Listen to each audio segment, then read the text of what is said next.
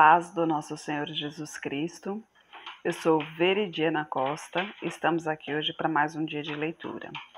Senhor Deus e Pai, glorificado e exaltado és o teu santo nome. Muito obrigada, Pai, por mais um dia de vida. Agradeço por sua bênção e por sua proteção. Peço a Ti, Senhor, pelos teus livramentos. Agradeço a Ti, Senhor, pelos teus livramentos, Pai. Por favor, nos abençoe nesta leitura. Que cada palavra sua, Senhor, seja ensinamento em nossas mentes e em nossos corações. Nos inspire e nos direcione sempre a Ti, em nome de Jesus. Esse barulhinho de fundo aí é a minha pequenininha que tá comendo, tá, gente? Como vocês sabem, ela só come quando eu estou por perto. Então vamos lá, estamos no livro dos Juízes, né? Ontem nós vimos que o levita teve a sua concubina violentada sexualmente ali pelos filhos de Belial na cidade de Benjamim, ou seja, né, em meio do povo de Deus, o que o levou a fazer o quê? O que o levou a, quando percebeu que sua concubina estava morta, ele a esquartejou em 12 pedaços e a enviou para as 12 tribos de Israel, né? E hoje, no capítulo 20, os israelitas vingam o ultraje feito ao levita. Então todos os filhos de Israel saíram e a congregação se ajuntou perante o Senhor em Mispá, como se fora um só homem, desde Dan até Berseba, como também na terra de Gileade. E os principais de todo o povo, de todas as tribos de Israel, se apresentaram na congregação do povo de Deus, 400.000 homens de pé que tiravam a espada. Ouviram, pois, os filhos de Benjamim que os filhos de Israel haviam subido a Mispá. E disseram aos filhos de Israel: Falai como sucedeu esta maldade? Então respondeu o homem levita, marido da mulher que fora morta, e disse: Cheguei com a minha concubina a Gibeá, cidade de Benjamim, para passar a noite. E os cidadãos de Gibeá se levantaram contra mim e cercaram a casa de noite. Intentaram matar-me e violentaram a minha concubina, de maneira que morreu. Então peguei na minha concubina e fi-la em pedaços e a enviei por toda a terra da herança de Israel, porquanto fizeram tal malefício e loucura em Israel. Eis que todos sois filhos de Israel, dai aqui a vossa palavra e conselho.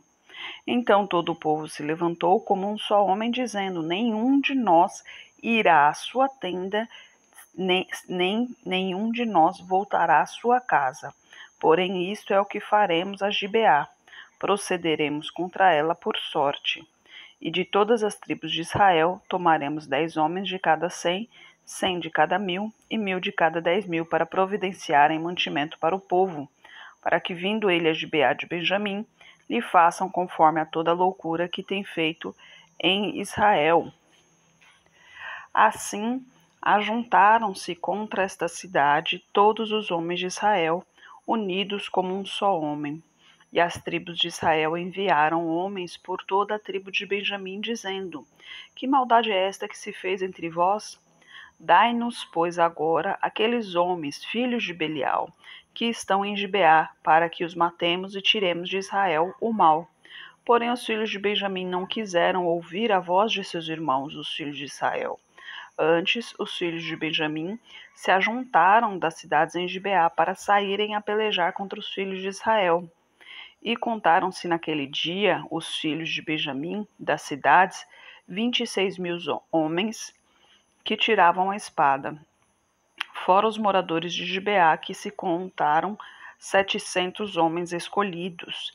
Entre todo este povo havia 700 homens escolhidos, canhotos, os quais atiravam com a funda uma pedra em um cabelo e não errava. E contaram-se dos homens de Israel, fora os de Benjamim, 400.000 homens que tiravam a espada, e todos eles homens de guerra. E levantaram-se os filhos de Israel e subiram a Betel. Ali consultaram a Deus, dizendo: Quem dentre nós subirá primeiro a pelejar contra Benjamim, e disse o Senhor: Judá subirá primeiro. E levantaram-se, pois, os filhos de Israel pela manhã, e acamparam-se contra Gibeá.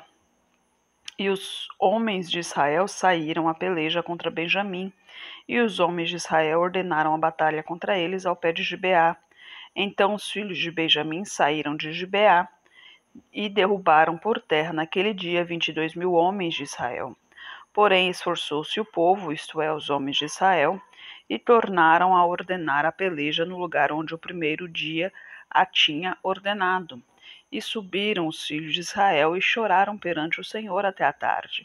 E perguntaram ao Senhor, dizendo: Tornar-me-ei a chegar à peleja contra os filhos de Benjamim, meu irmão? E disse o Senhor: Subi contra ele. Chegaram-se, pois, os filhos de Israel aos filhos de Benjamim no dia seguinte. Também os de Benjamim no dia seguinte lhes saíram ao encontro fora de Gibeá e derrubaram ainda por terra mais 18.000 homens, todos que tiravam a espada. Então todos os filhos de Israel e todo o povo subiram e vieram a Betel e choraram perante o Senhor, e jejuaram aquele dia até a tarde, e ofereceram holocaustos e ofertas pacíficas perante o Senhor.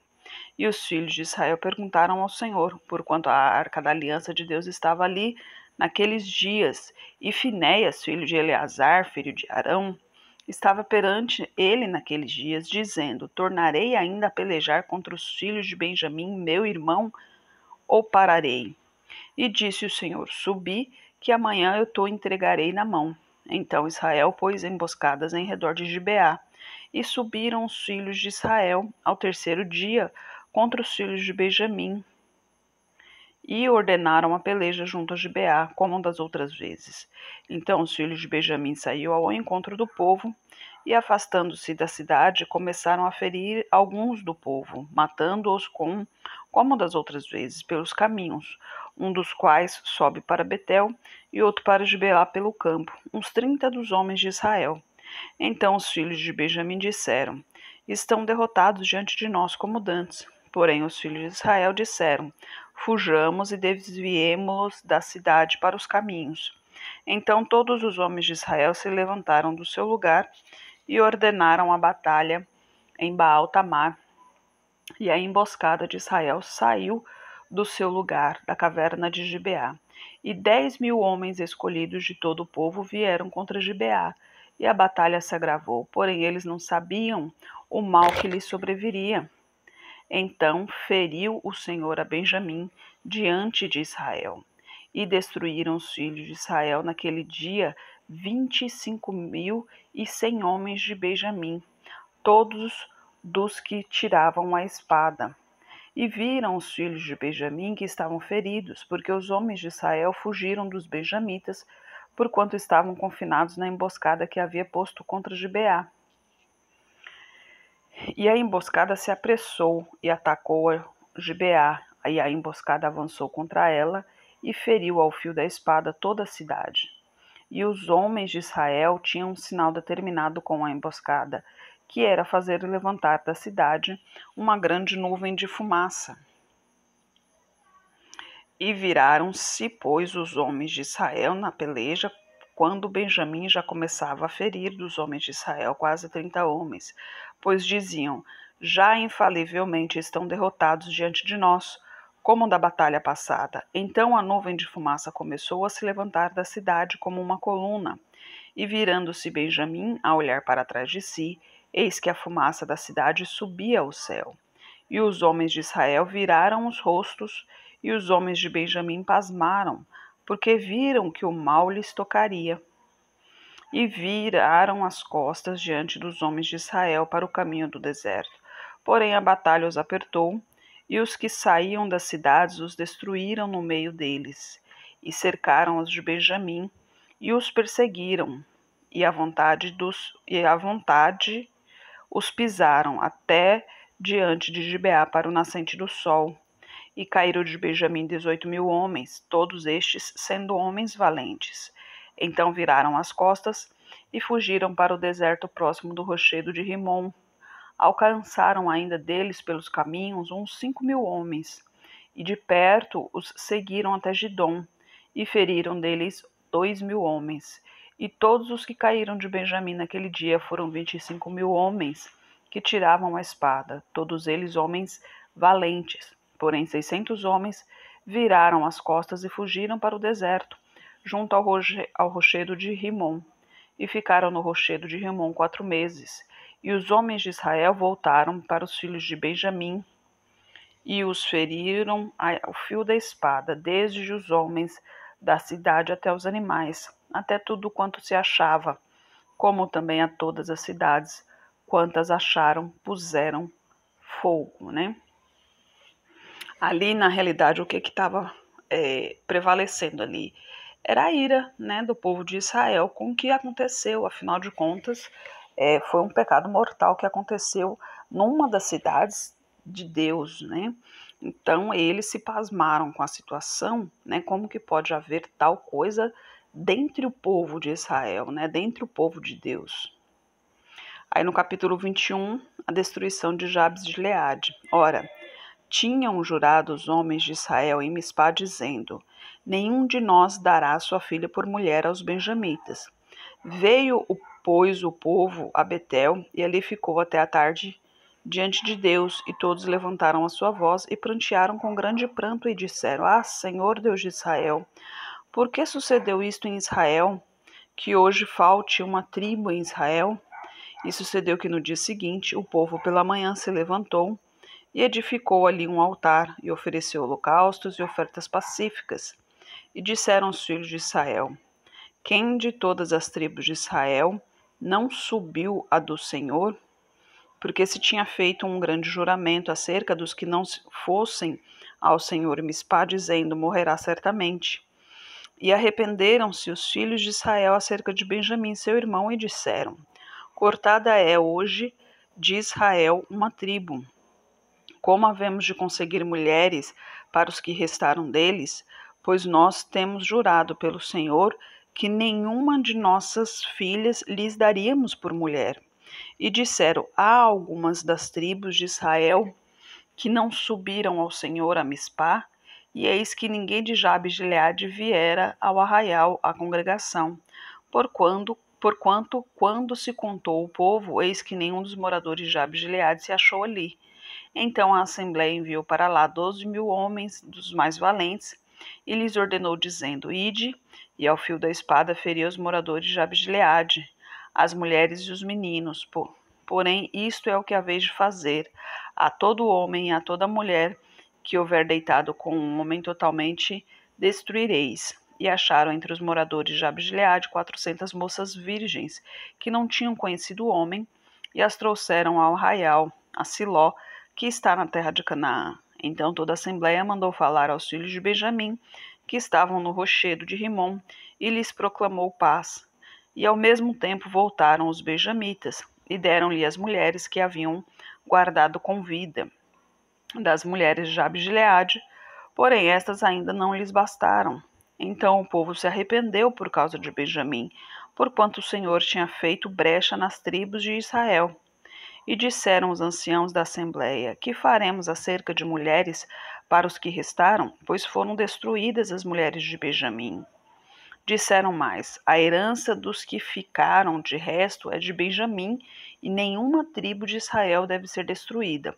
Porém, nós não lhes poderemos dar mulheres de nossas filhas, porque os filhos de Israel juraram, dizendo: maldito aquele que der mulher aos benjamitas. Então disseram: eis que de ano em ano a solenidade do Senhor em Siló, que se celebra para o norte de Betel, do lado do nascente do sol, pelo caminho alto que sobe de Betel a Siquém, e para o sul de Lebona. E mandaram aos filhos de Benjamim, dizendo: ide e emboscai-vos nas vinhas. E quando as filhas de Siló saírem para dançar em ranchos, saí vós das vinhas e arrebatai cada um sua mulher das filhas de Siló, e retornai à terra de Benjamim. E será que quando seus pais ou seus irmãos vierem a questionar conosco, nós lhe diremos: por amor de nós, tende compaixão deles, pois nesta guerra não tomamos mulheres para cada um deles, porque não lhes destes vós, assim que agora não são não estáis culpados? E os filhos de Benjamim o fizeram assim, e levaram mulheres conforme o número deles, das que arrebataram dos ranchos que dançavam. Então se foram e voltaram à sua herança, reedificaram as cidades e habitaram nelas. Também os filhos de Israel partiram dali, cada um para a sua tribo e para a sua geração, e saíram dali, cada um para a sua herança. Naqueles dias não havia rei em Israel, porém cada um fazia o que parecia reto aos teus olhos, né? Esse é o detalhe, cada um fazia o que achava certo, né? Cada um fazia o que queria. Quando foram consultar a Deus, não foram consultar a Deus para saber o que fazer em relação ao acontecido, né? Porque quando souberam do acontecido, todos se juntaram e já de antemão decidiram ir contra a tribo de Benjamim, né? Eles foram, pediram os homens que fizeram isso, que não fazem parte da tribo, mas a tribo de Benjamim se recusou a dar. E aí a gente fica pensando, falou, poxa, né, com um acontecimento desse, não foram os filhos de Deus que fizeram tal barbaridade, foram pessoas de fora, mas poderia ter sido evitado? Poderia. Primeiro, se a cidade era a cidade de Deus, ali pertencente a Deus, era o povo de Deus, e o levita também pertence a Deus, então quando chegou ali, algum dos benjamitas deveriam ter o chamado para pousar em sua casa, porque era um costume da época. Quando tinha um andarilho, e o andarilho era dos seus, porque eles reconheciam, né, o povo de Israel, através de suas vestes, seu sotaque, tudo os diferenciava.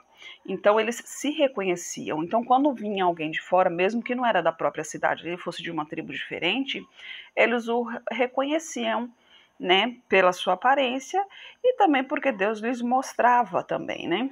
E o que acontece? Quando o levita chegou na cidade, como era de costume que os filhos de Deus davam pousada, né, para os andarilhos que também eram filhos de Deus, isso não aconteceu. Para começar, né, o primeiro erro foi aí. Então, algo que Deus deixou de ensinamento, né, ajudar ao próximo. E ele não teve ajuda, o levita não teve ajuda. A ajuda que ele teve foi de um estranho, né, de um outro andarilho que tinha casa ali. As pessoas que fizeram tal atrocidade não eram os filhos de Deus, eram filhos de Belial, ou seja, eram demônios, né? Pessoas guiadas pelos demônios. E quando isso aconteceu, obviamente, aliás, eu não sei naquela época como eram as moradias, mas creio eu que eram todas próximas um do outro. Então, com certeza alguém ouviu, mas ninguém tomou a frente. Cada um fazia o que queria. E também não fazia se não quisesse. Então ninguém tomou a frente. Aí aconteceu isso. Quando aconteceu isso, que o levita levou ao conhecimento do restante do povo, ao invés do restante do povo procurar a Deus para ter uma direção e saber, né, como proceder, não. Já de antemão, eles se prepararam para ir matar as pessoas que fizeram isso. E como a tribo de Benjamim se recusou a lhe fornecer o nome das pessoas que fizeram isso, embora não era de nenhum dos seus, acabou se tornando em guerra. E quase que perderam totalmente a tribo de Benjamim. Tanto que no dia seguinte, quando eles realmente estavam com a cabeça mais fresca, né, com a cabeça mais tranquila, eles se arrependeram do que fizeram, porque eles acabaram praticamente com a tribo, né? Ficaram 400 homens só. E as mulheres que arrumaram para eles eram mulheres de outros lugares, não eram mulheres benjamitas, né? Então a tribo ela foi desfeita, ficou uma pontinha ali. Isso nos mostra o quê? Que quando nós levamos a nossa vida de acordo com o que queremos, normalmente o resultado não é bom. Isso aqui na Terra, sem falar no dia do julgamento, né? Porque no dia do julgamento não vai ter choro nem vela, como dizem, né? No dia do julgamento será a decisão final de Jesus Cristo e não haverá segunda chance. A nossa vivência aqui hoje é a preparação, né? É para nós provarmos a nossa fidelidade com Deus, porque Deus é fiel conosco o tempo todo. Nós é que temos que provar a nossa fidelidade e Ele nos dá essa oportunidade enquanto vivemos aqui nesse mundo. Então, tudo que formos fazer, temos que pensar no Senhor. Temos que, primeiramente, buscar ao Senhor, para que Ele nos guie, para que Ele nos diga que forma devemos agir. Muitas vezes a cabeça está avoada, a cabeça está cheia, então nessas horas não converse com ninguém, porque na hora do nervosismo falamos coisa que não queremos. Eu lembrei até do pastor Cláudio Duarte, né, de uma pregação dele falando sobre isso e falando em relação ao homem. Não sei se homem e mulher é assim, mas em relação ao homem, né, que ele fica nervoso. Então, quando ele fica nervoso, normalmente ele não raciocina. Aí ele deu uma explicação lá, né, que não lembro. Então, a questão é que ele não raciocina, tanto que no dia seguinte ele não lembra do que falou, né? Ou seja, isso não é desculpa de que, eu não lembro de ter falado isso. Não, é porque ele estava nervoso e quando você está nervoso, realmente o homem ele não tem capacidade de raciocinar. Então, os acontecimentos ali, nada justifica, obviamente, né? Mas isso eu estou falando numa relação amigável, numa relação respeitosa e tal, porque às vezes, muitas vezes a gente se sente magoada, acha que aquilo tudo foi pra gente e não é, são coisas da rua, do dia a dia, que ele tá nervoso e acaba falando besteira.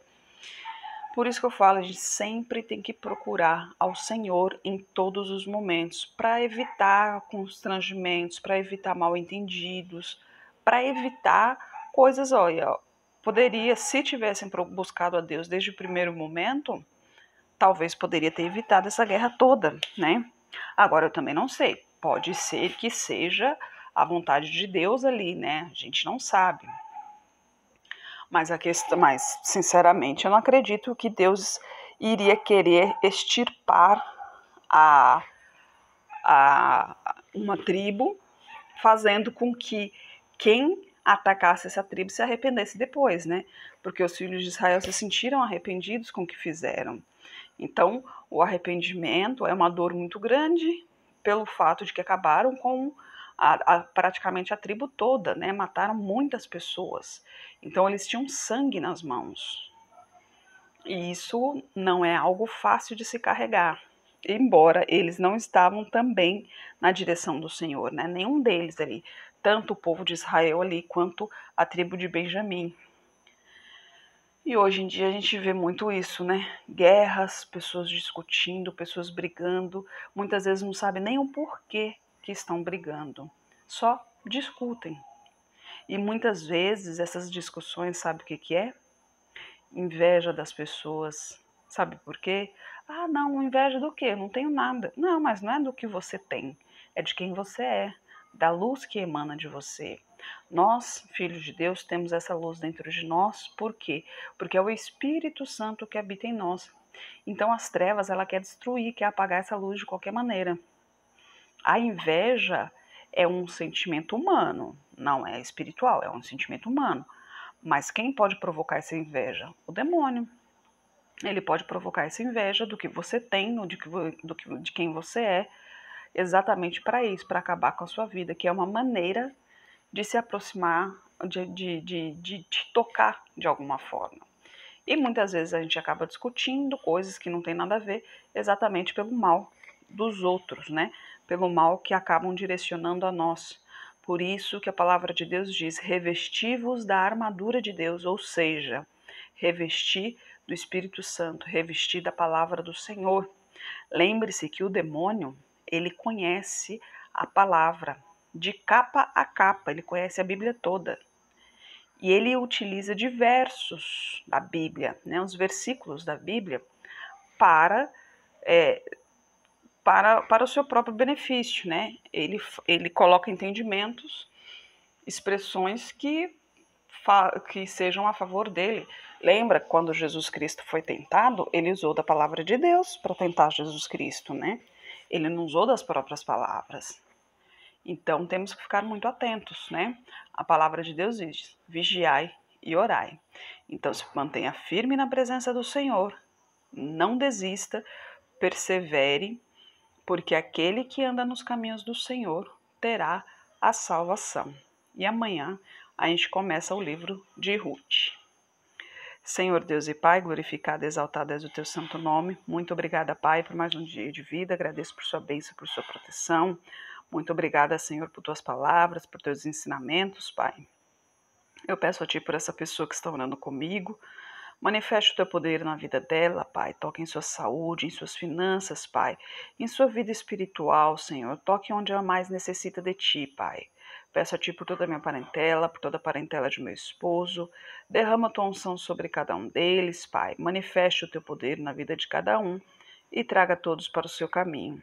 Peço a Ti pelos nossos governantes, pelas nossas autoridades, que os Teus anjos estejam guiando cada um deles de acordo à Tua vontade. Peço a Ti pelos Teus filhos, Pai. Necessitamos de Ti, de Tua presença, Pai. Necessitamos de Teu ensinamento, de Tua direção, Senhor. Por favor, nos capacite cada vez mais para proclamarmos o Teu Evangelho. É o que eu oro em nome de Jesus. Amém. Que Jesus Cristo esteja em seu coração e que Deus abençoe.